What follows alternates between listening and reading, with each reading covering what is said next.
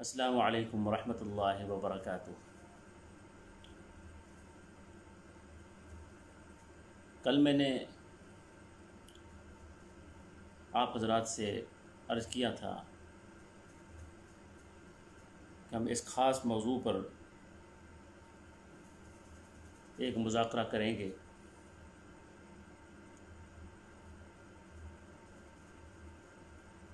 جو میں نے اپنے ذہن میں ایک مہمان رکھے ہوئے تھے، بدقسمتی سے آج صبح سے میں ان سے رابطے کی کوشش کر رہا ہوں، لیکن میرا ان سے رابطہ نہیں ہو پایا، تو اس لیے مجبوراً اس موضوع کے حوالے سے چند ایک باتیں آپ کی خدمت میں عرض کرتا ہوں۔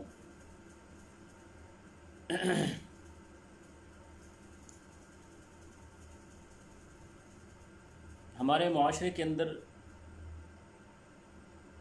یہ جو بے حسی اور ظلم کا بازار گرم ہے، اس کی بنیادی وجوہات کیا ہیں؟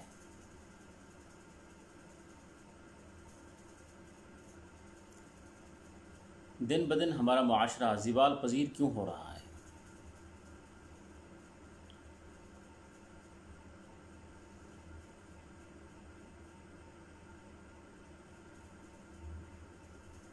ظلم کیوں ہوتا ہے اور ظلم کیوں بڑھتا ہے؟ اس کی بنیادی وجوہات کیا ہیں؟ تو یہ ایک لمبا اور تفصیل طلب موضوع ہے، جس کے لیے شاید ہماری مختصر سی یہ محفل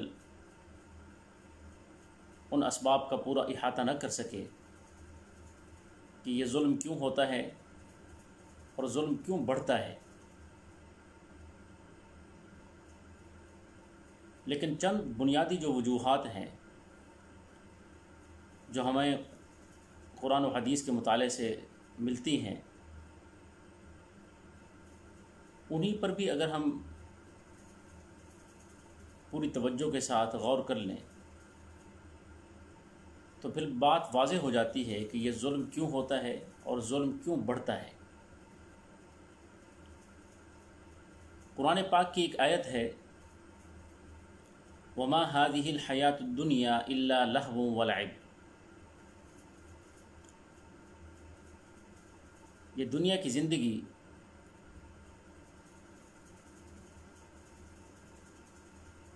ایک کھیل کود اور تماشا ہے۔ اللہ تبارک و تعالی نے ہر چیز کے اندر دو حیثیتیں رکھی ہیں، ایک اس کا ظاہر ہے اور ایک اس کا باطن ہے۔ دنیا میں جتنی بھی چیزیں ہیں ان کا ظاہر بھی ہے اور باطن بھی ہے۔ دنیا کی ایک شکل ظاہری ہے اور دنیا کی ایک شکل باطنی ہے۔ اس اعتبار سے انسانوں کی بھی دو قسمیں ہیں، ایک وہ انسان ہیں جو اس دنیا کی ظاہری شکل کو دیکھتے ہیں، اور دوسری قسم انسانوں کی وہ ہے جو اس دنیا کی باطنی شکل کو دیکھتے ہیں۔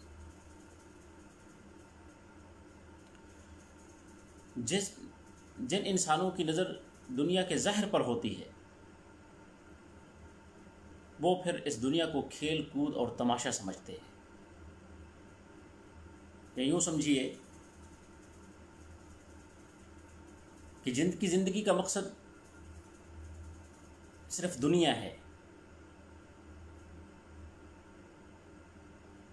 اور وہ دنیا کی بود و باش میں کھو چکے ہیں۔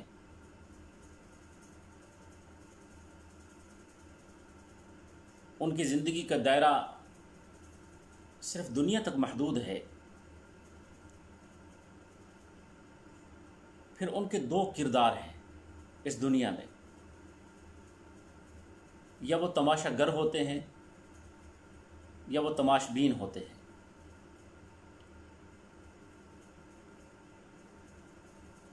یعنی وہ تماشا دکھا رہے ہوتے ہیں یا وہ تماشا دیکھ رہے ہوتے ہیں۔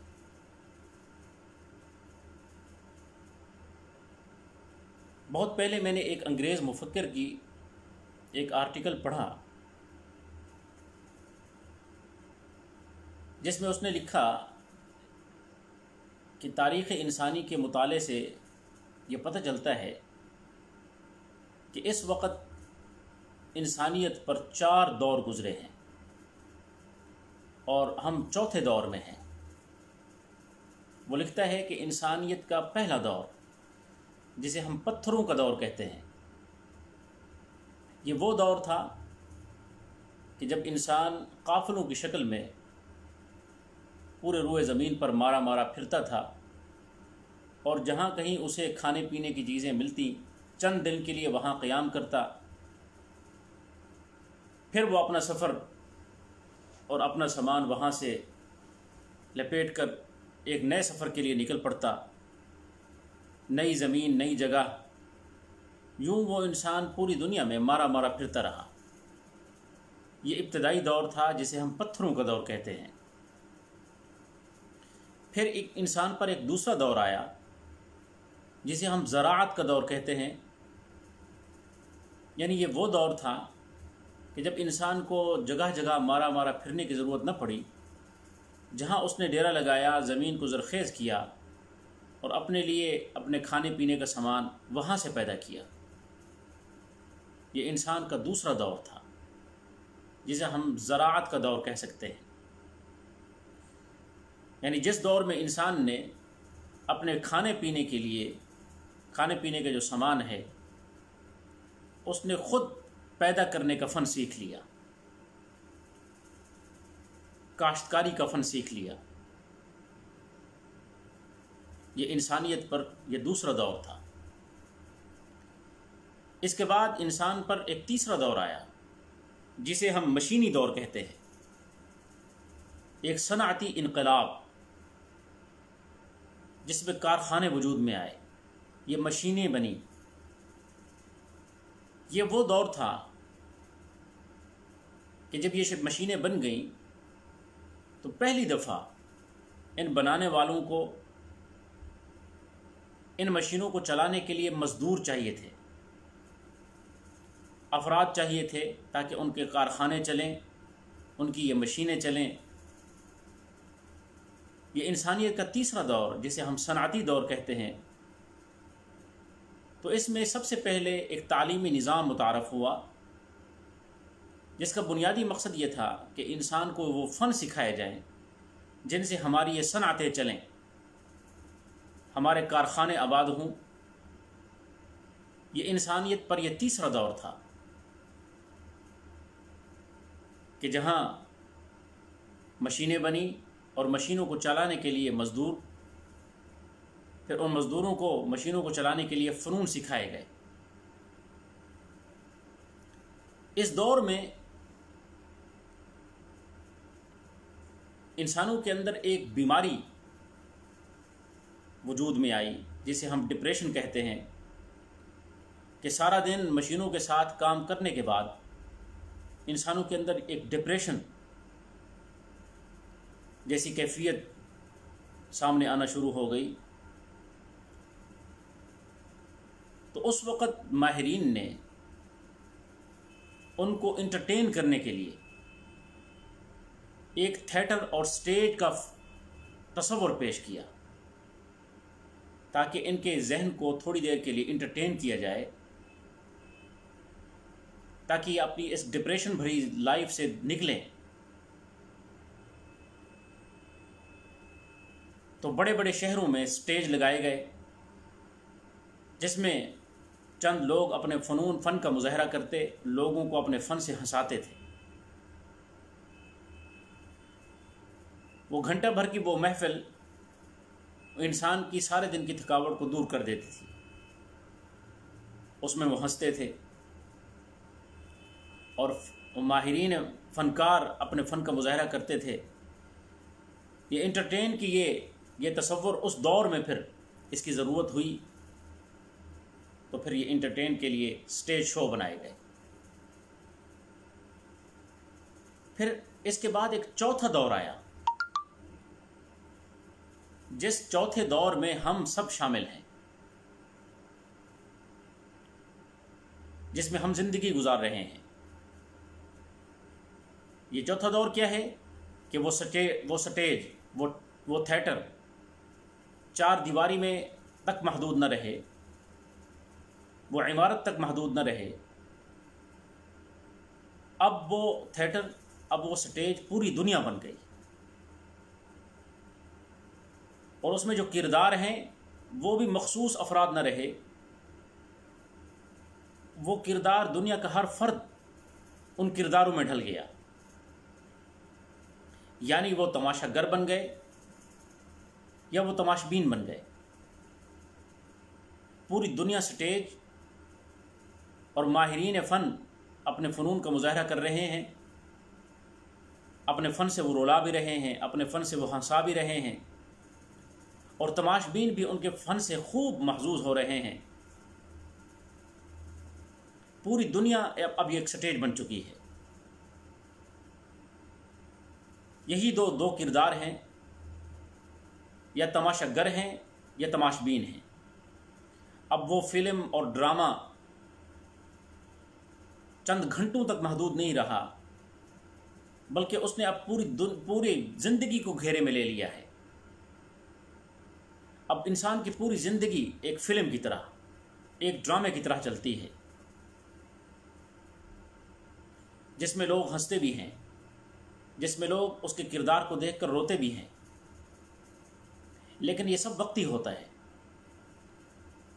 جس طرح ہم ڈرامہ دیکھنے کے بعد وہ سارے احساسات ہمارے ذہنوں سے نکل جاتے ہیں، وہ کہانی پڑھنے کے بعد ہم خالی و ذہن ہو جاتے ہیں، وہ کیفیت وقتی ہوتی ہے، اسی طرح اب ہماری نگاہ کے اندر پوری دنیا میں یہ ایک تماشا لگا ہے، یا ہم تماش بین ہیں یا تماشا دکھانے والے ہیں۔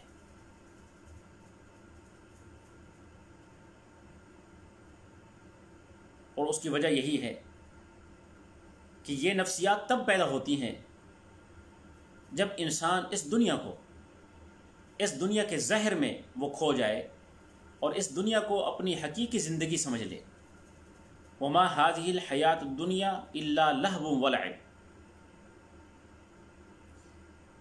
جو اس دنیا کو اپنی زندگی سمجھ لیتے ہیں، پھر ان کے دو ہی کردار بچتے ہیں، یا وہ تماشا گر ہوتے ہیں یا وہ تماش بین ہوتے ہیں۔ لیکن اس میں ایک تیسرا کردار بھی ہے، وہ تماشا بننے والے ہیں، اور جب تک وہ تماشا نہ بنے تب تک وہ ان دو کرداروں میں رہتے ہیں۔ جس طرح فنکار اپنے فن کا مظاہرہ کرتے کرتے ایک سٹیج زندگی کی ایسی آتی ہے، اسے اپنے فن سے ریٹائرمنٹ لینی ہوتی ہے۔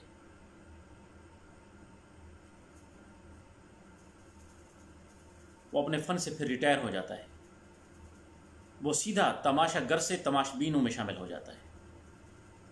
اسی طرح یہ کردار ضرور بدلتے رہتے ہیں، تماشا کرنے والے، تماشا دیکھنے والے اور تماشا بننے والے۔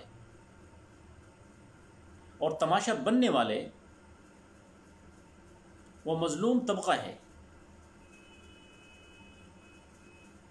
لیکن یہ یاد رکھیں وہ کردار بدلتا ہے، وہ وقت بدلتا ہے۔ آج جو تماشا دیکھنے والے ہیں پھر وہی لوگ تماشا بنتے ہیں، کیونکہ اللہ تبارک و تعالیٰ نے کچھ ایسے فیصلے فرما رکھے ہیں۔ قرآن پاک کے اندر اللہ تبارک و تعالیٰ فرماتے ہیں وَكَذَلِكَ نُوَلِّي بَعْضَ الظَّالِمِينَ بَعْضًا بِمَا كَانُوا يَكْسِبُونَ، ہم ان ظالموں پر بھی پھر ظالموں کو مسلط کرتے ہیں۔ ہر ظالم کے اوپر بھی ایک ظالم مسلط ہو جاتا ہے۔ آپ دنیا میں دیکھیں،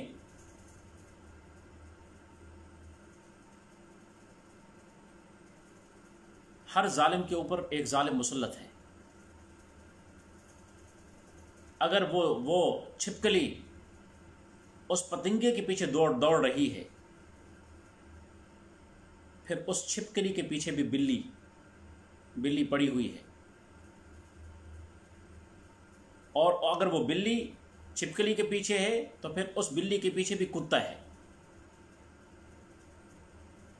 یہ ایک دوڑ لگی ہوئی ہے.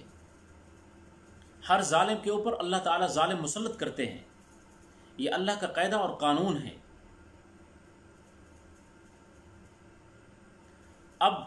اب دیکھیں، اللہ تعالیٰ نے خود فرمایا کہ میں انسانوں پر ظلم نہیں کرتا. وما ربک بظلام للعبید، اللہ کبھی بھی انسانوں پر ظلم نہیں کرتے. ولکن کانوا انفسهم یظلمون، یہ انسان ہی ہیں جو اپنے آپ پر خود ظلم کرتے ہیں. جس طرح ظلم سہنا بھی ظلم کو تقویت دیتا ہے، اسی طرح ظالم کے ہاتھ نہ روکنا، ظالم کے لیے جو ہاتھ نہیں روکتا، وہ بھی جو پشت پناہی کرتا ہے، جو اس کا ہاتھ نہیں پکڑتا، وہ بھی ظالم کی فہرست میں ہوتا ہے. حضور اقدس صلی اللہ علیہ وسلم نے صحابہ کو ارشاد فرمایا، انصر اخاک ظالما او مظلوما، کہ اپنے بھائی کی مدد کرو چاہے وہ ظالم ہو یا مظلوم ہو. تو صحابہ نے عرض کیا، یا رسول اللہ، مظلوم کی مدد تو سمجھ میں آتی ہے، ظالم کی کیسے مدد کی جائے؟ تو آپ صلی اللہ علیہ وسلم نے فرمایا، یمنعہ عن الظلم، اس کو اس ظلم سے روکو، یہ اس کے ظلم کی مدد ہے، اس ظالم کی مدد ہے کہ آپ اس کا ہاتھ روک دیں. لیکن جب نفسیات ہی تماشا دیکھنے والی بن جائیں تو پھر ہم انتظار کرتے ہیں اپنی باری کا، اور پھر وہ باریاں جب آتی ہیں پھر ہمیں پتہ چلتا ہے، پھر احساس ہوتا ہے.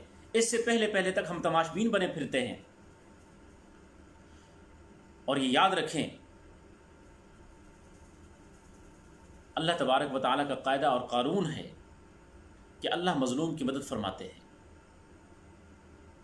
پھر ایک سوال ابھرتا ہے کہ یہ سارے مسلمان جو عرصہ دراز سے ایک ظلم کی چکی میں پس رہے ہیں، تو اللہ کی مدد کیوں نہیں آ رہی؟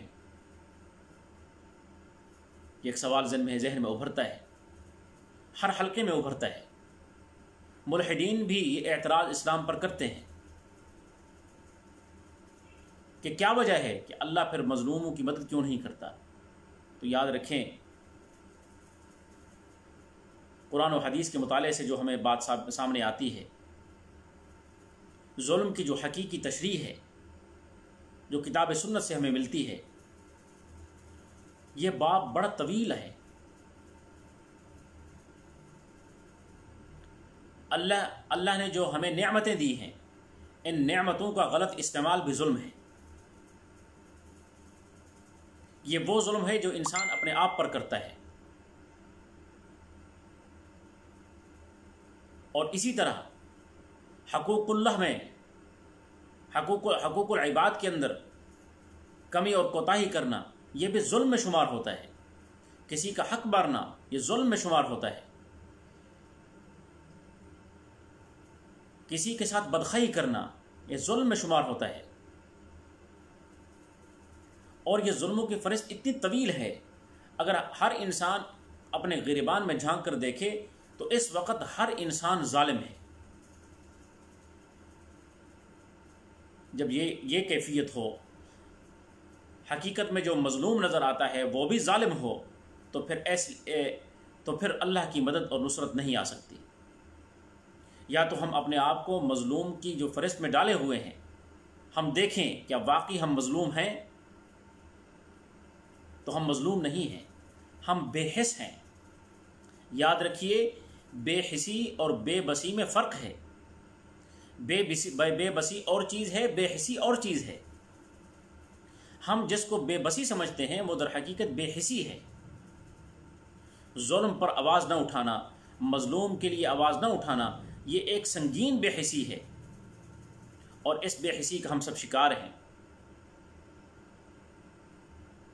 اور جب تک ہم اس تماش بین کی فہرست سے اپنے آپ کو نہیں نکالیں گے، یہ تب ہوگا جب ہم اس دنیا کے ظاہر کو نہیں، دنیا کی باطن میں نظر کریں گے۔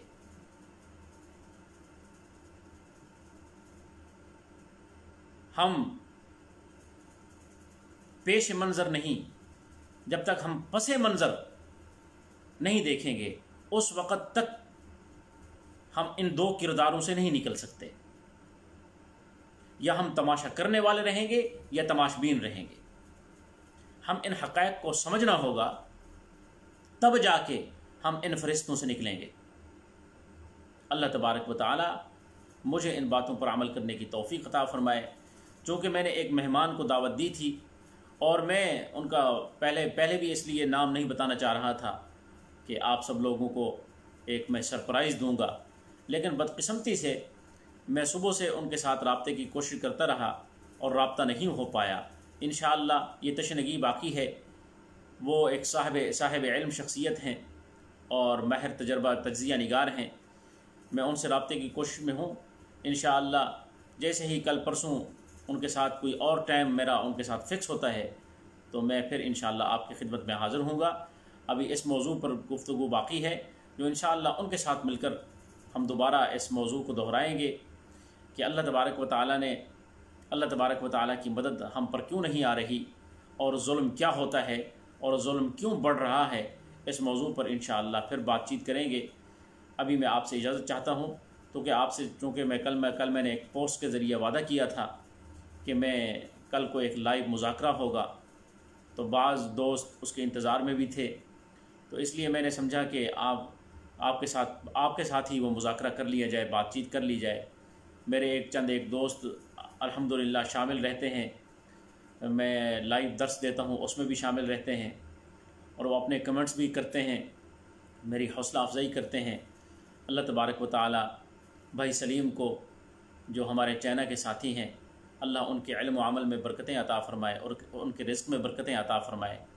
میں شکر گزار ہوں آپ سب کا، جو مجھ جیسے طالب العلم کی باتوں کو برداشت کرتے ہیں اور سنتے ہیں، اور اپنی پسندیدگی کا اظہار کرتے ہیں، پھر آگے شیئر فرماتے ہیں۔ اللہ تبارک و تعالی آپ کو بھی اور مجھے بھی ان باتوں پر عمل کرنے کی توفیق عطا فرمائے، اور ہمارے معاشرے کے اندر جو بے حسی ہے اس پر ہم سب مل جل کر آواز بلند کریں اور اس بے حسی کو ختم کریں۔ اور مجھے ایک خوشی یہ بھی ہے کہ میں نے کل پرسوں ایک پوسٹ کی، جس پر میں نے اپنے ایک جو دوست ہیں ان کی گندم کو کسی بدخواہ حاسدین نے آگ لگا دی تھی، تو میں نے ان کے حوصلہ افزائی کے لیے، تسلی کے لیے میں نے ایک پوسٹ کی تھی۔ الحمدللہ دوستوں نے اسے خوب اسے شیئر کیا، اور اس کی جتنی بھی آگے انہوں دوستوں نے پھیلایا ہے، وہ بھی اس آواز کو بلند کرنے میں انشاءاللہ وہ شامل رہے ہیں۔ اور مجھے یہ بھی خوشی ہے کہ بعض لوگوں نے اس دوست کے نمبر تک بھی مجھ سے معلوم کرائے، اور اس کا رابطہ بھی ان سے ہو گیا ہے۔ تو انشاءاللہ ہماری ایک کوشش تھی اور ہم نے یہ آواز اٹھائی۔ اگر یہ آوازیں اٹھتی رہیں، ہم ظلم پر خاموش نہ ہوں، ظلم پر اپنی آوازوں کو بلند کریں اور ہر مظلوم کے ساتھ کھڑے ہو جائیں، تو پھر وہ دن دون رہی ہیں کہ ظلم اس دھرتی سے رخصت ہوگا۔ وگرنہ پھر اگر وہ کل وہ ظلم کا شکار ہے، پھر کل ہم بھی کسی نہ کسی ظلم کا شکار ہوں گے۔ اسی لیے جب بھی کبھی یہ آواز لگے تو متحد ہو کر ہم سب اٹھیں، بغیر کسی تفرقہ بازی کے۔ یہ فرقوں کو ختم کرنا ہوگا۔ ہمیں اس وقت پوری امت مسلمہ کو جس چیز کی ضرورت ہے وہ اتحاد کی ضرورت ہے۔ یوں سمجھیے عالم کفر ایک کنارے پر کھڑا ہوا ہے، کلمے کے ایک شق میں وہ ہمارے ساتھ ہے، متفق ہے۔ لا الہ، ہم نے صرف اس کے ذہن میں الا اللہ ڈالنا ہے، الا اللہ ڈالنا ہے، کام بن جائے گا۔ وہ آخری کنارے پر کھڑا ہوا ہے، اور ہماری اسی تفرقہ بازی نے، ہماری ان آپس کی نفرتوں نے ان کو ہمارے قریب آنے سے روکا ہوا ہے۔ اگر ہم اس وقت بھی یکجا ہو کر متحد ہو جائیں اور ہر مظلوم کا ساتھ دیں. جو بھی کہیں کسی علاقے میں کسی غریب پر ظلم ہوا ہے اسے ہم اپنا ظلم سمجھیں. تصور کر لیں کہ یہ ظلم ہمارے ساتھ ہمارے بچوں کے ساتھ ہوا ہے. جب یہ تصور اور یہ کیفیات ہم اپنے اندر پیدا کر لیں گے تو پھر وہ ہمارے منہ سے نکلنے والی آواز وہ دل سے نکلے گی، تو پھر اس کا اثر بھی ہوگا. اللہ تبارک و تعالی ایک بار پھر آپ لوگوں کو جزائے خیر عطا فرمائے. وما علینا الا البلاغ وآخر دعوانا ان الحمد للہ رب العالمین.